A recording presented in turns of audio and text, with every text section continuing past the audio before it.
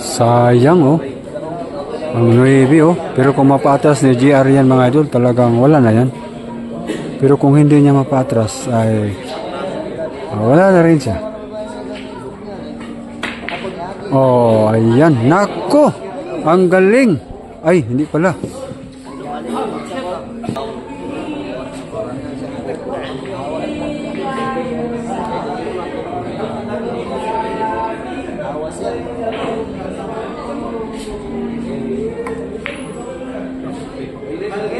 Ano?